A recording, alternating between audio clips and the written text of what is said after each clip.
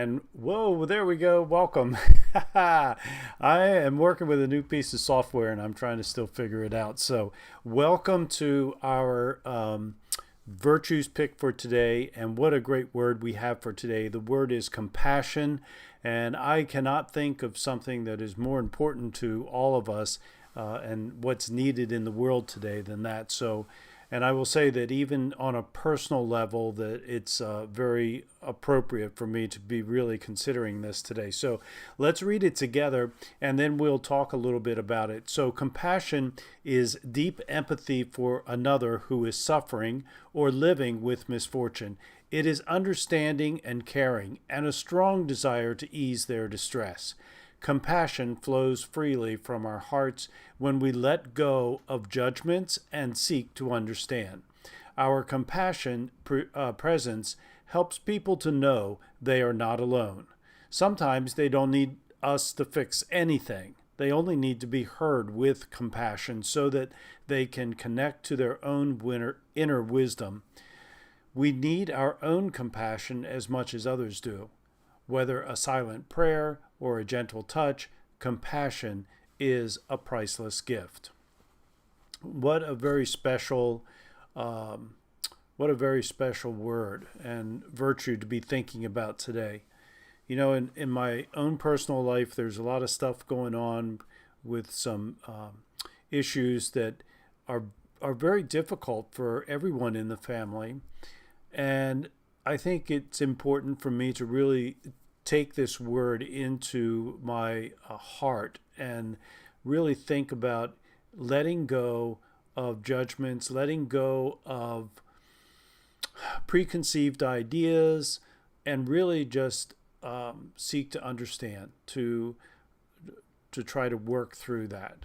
You know, there's such a balancing act there, I guess, with all of the virtues. No, I know that with all of the virtues. And how do you balance your compassion with the need for others to take responsibility, to be accountable, and that sort of thing? And I think that's something that we all maybe struggle with. I don't know. Do you struggle with that? I do. And sometimes I find myself coming down on the hard side. Sometimes I find myself coming down on the soft side. And what I really need to do is, like all of us, we need to find that balance and just make a decision, right? So we want to be understanding and caring. We want to see others out of their suffering. But in reality, we also have to understand that we only are responsible for ourselves and that others have to take on their own responsibilities. And so it's that balancing act there. And it's something that, I'll be honest with you, I struggle with it. And so, I was, when I was younger, I tried to fix everything. In fact, sometimes I still do that, right? Somebody has an issue, they have something come up, they have something that's a difficulty for them. And of course, I've got the answer. Have you ever done that as a parent? I know I did. I did it as a parent too. Kids have an issue, they have a problem, they have a responsibility, but we have to ask ourselves, whose responsibility is it? Whose problem is it? Who is responsible or accountable for this situation? What are the things that are involved here? And is it my responsibility to fix this? And if it's not, then it's time really for us to show that compassion and to companion the person. In other words, listen to them. We don't need to fix it, but they may need to be heard. They may need to connect to their own inner wisdom, and that goes for children and adults. So as I think about that, I think about situations, where a child is, got a difficult, let's say they have a difficult homework responsibility. It's a difficult problem that they're dealing with, and they don't want to do it, and they've gotten frustrated with it. So the question is whose problem is it?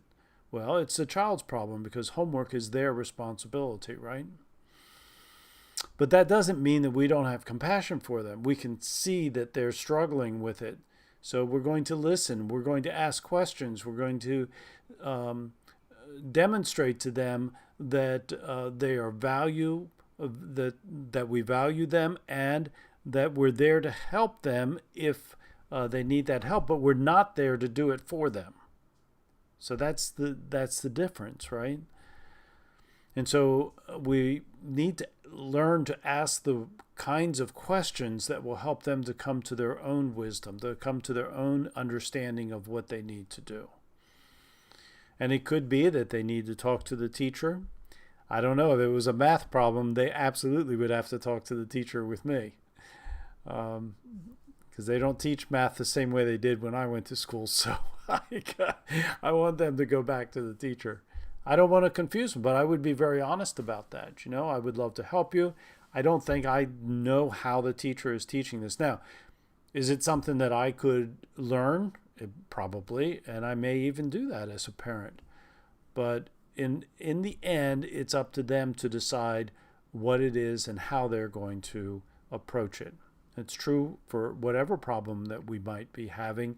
We need to determine whose issue is it, and if it's our issue, if it's something that it belongs to us, then we need to deal with it then too, right?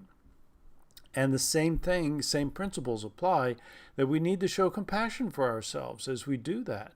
We need to be gentle with ourselves. We need to understand that we're not going to have all the answers, and that it is perfectly fine for us to go and ask for help.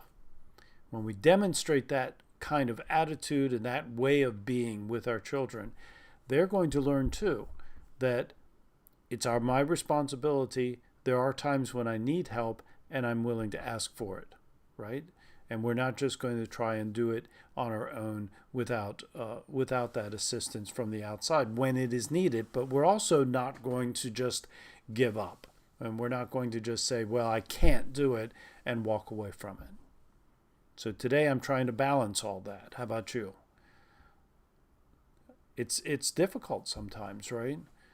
But I would say that as we learn about this, and as we're working on this, that we're very careful that we have compassion with ourselves, and we notice when we need to ask for help. Even as a parent, it's perfectly fine to ask for help. And that's really what our goal is, and everything that we're doing here is to provide just some things that we've learned along the way, and that will help parents. And that's why we're making our classes inexpensive, so that parents can take it. We're doing these YouTube videos every day talking about the character building and the virtue development, and recognizing and acknowledging the virtues that are inside ourselves and our children. And that is how we bring out the best in ourselves. So that's how I'm thinking about compassion today. I'm trying to balance it. And if you have some ideas about how to do that, leave some thoughts here, because everyone has something to contribute to the growth of others as well as themselves. So thank you very much for being here. In the meantime, until tomorrow when we see you again in the morning, keep practicing the 4 C's of successful families, and that is clarity, communication, consistency, and community. All right, everybody.